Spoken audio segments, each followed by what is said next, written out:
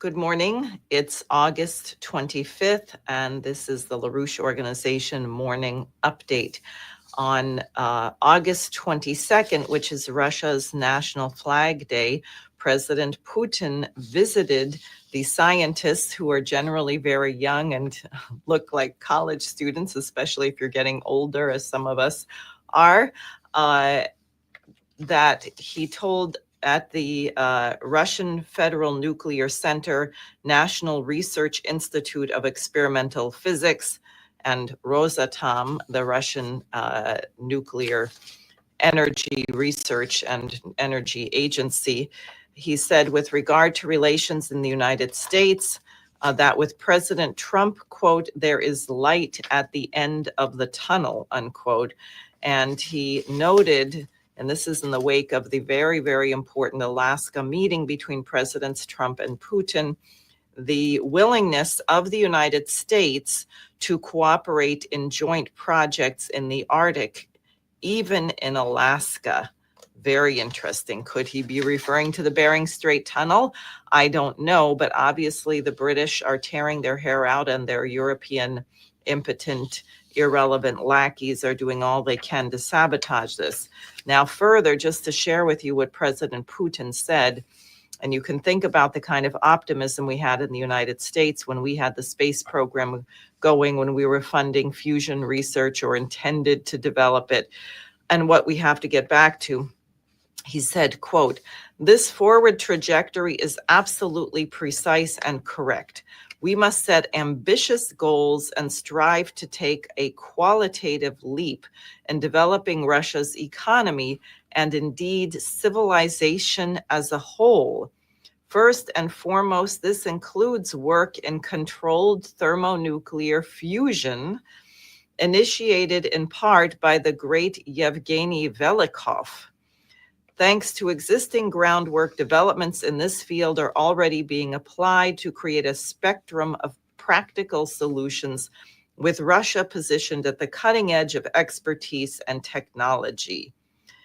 He also said equally fruitful collaboration is needed for another large-scale project, the creation of a space system with a special power plant and a so-called space tug based on a nuclear power unit.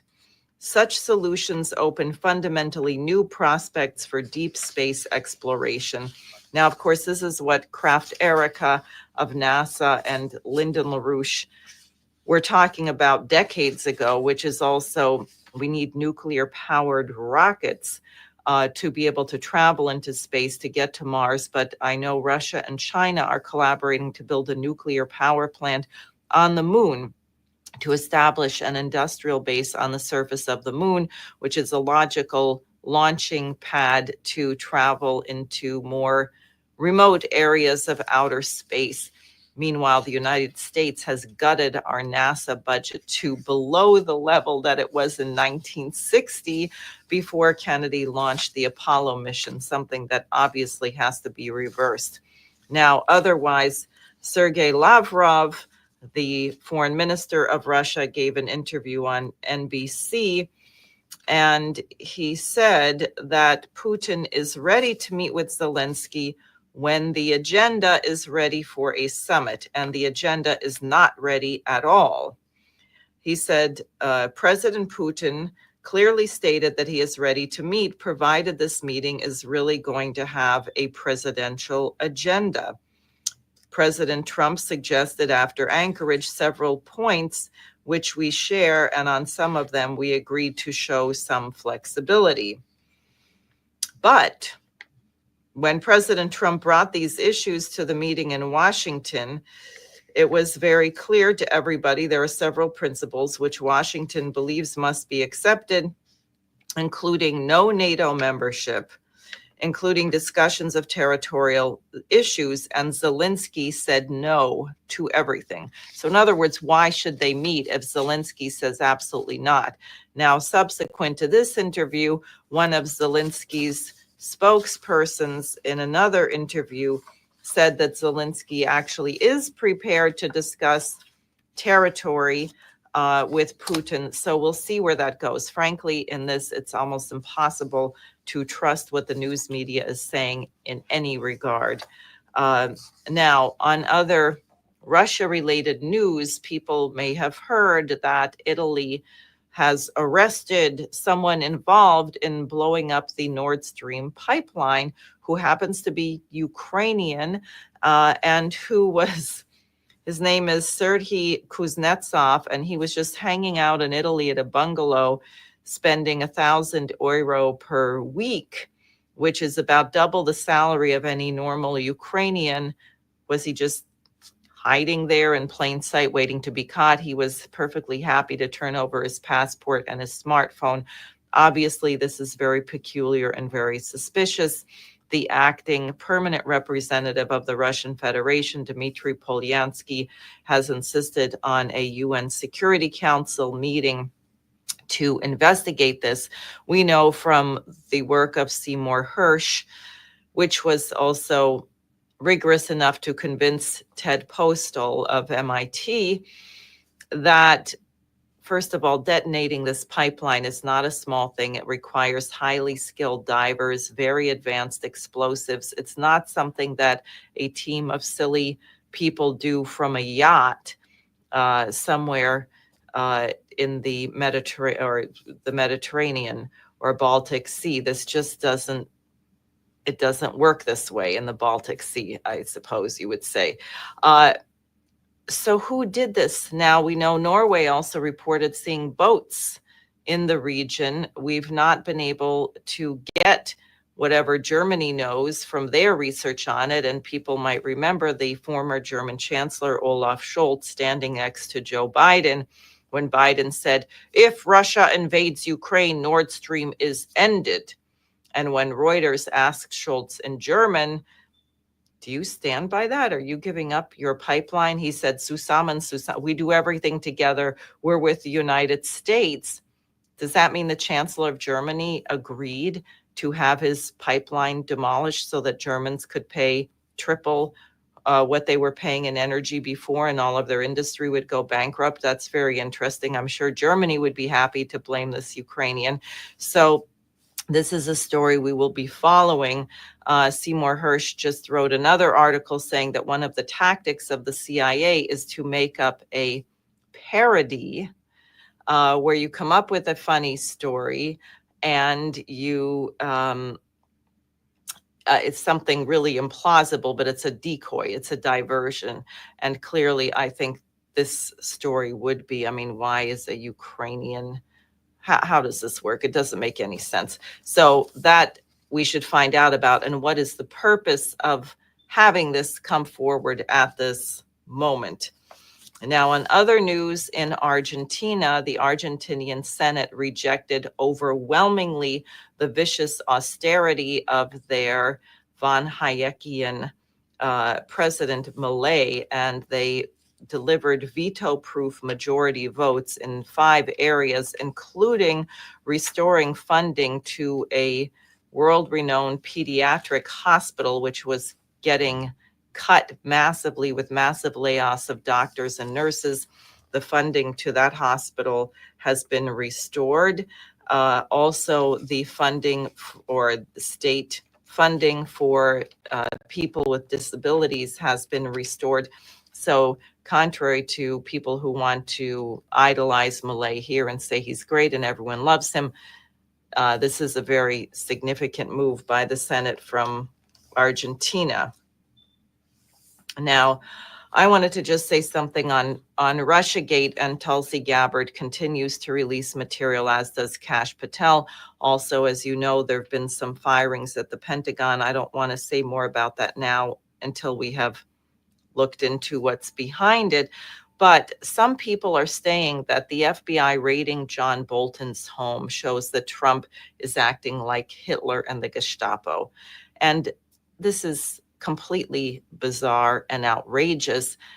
Already over 30, nearly 30 or 40 years ago, in 1986, Lyndon LaRouche's home was surrounded by 400 FBI agents, U.S. Marshals, armored vehicles, and NBC News at 6 o'clock in the morning just happened to be driving down a little road in the country in Loudoun County and stumble across a massive operation by the FBI and US Marshals to target Lyndon LaRouche.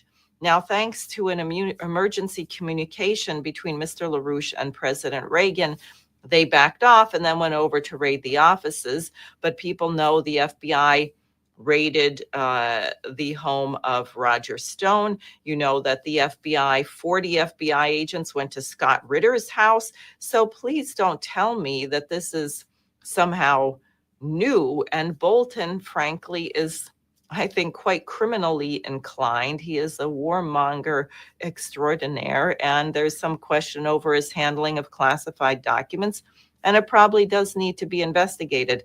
So don't buy into this nonsense. Hopefully, the Attorney General Pam Bondi is going to be coming forward with this grand jury and some indictments. We'll see where that is going.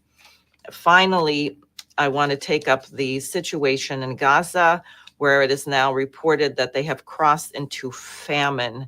500,000 Palestinians are facing death by starvation if action is not taken immediately.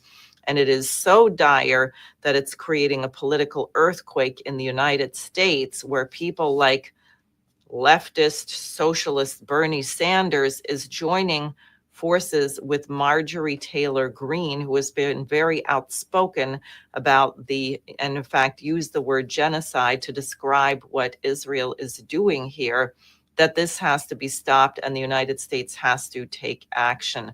I think that's very important. Helga Zepp-LaRouche has echoed the call of former Special Rapporteur for Palestine to the UN, John Falk, that the Uniting for Peace UN Resolution 377 must be invoked. He's calling for blue helmets to come in as a policing force to prevent the Israelis from the invasion of Gaza City in the north, which has already begun, and to force the delivery of food and humanitarian supplies.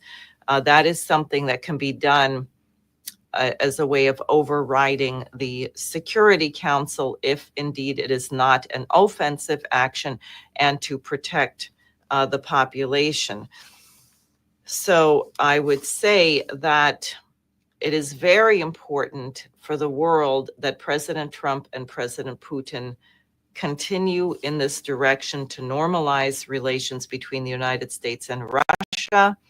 Also, as you may know, Helga Zepp-LaRouche has initiated an appeal that President Trump would join President Putin and President Xi Jinping in China, in Beijing, September 3rd. September 3rd marks the 80th anniversary of the Chinese receiving of the surrender of the Japanese, the day after Emperor Hirohito surrendered to General Douglas MacArthur, which was September 2nd, 1945. On September 3rd, Japan surrendered to the Chinese. Japan had committed horrific atrocities. China lost well over 30 million people in that war. And it would be very important for Presidents Trump, Putin, and Xi to meet there. If these three powerful nations work together, they can definitely completely outflank the pro-war machinations of the British Empire, and they should commit themselves to never again, never fascism again, never genocide again, never using nuclear weapons again. So let's mobilize for that. September 3rd is coming up very fast.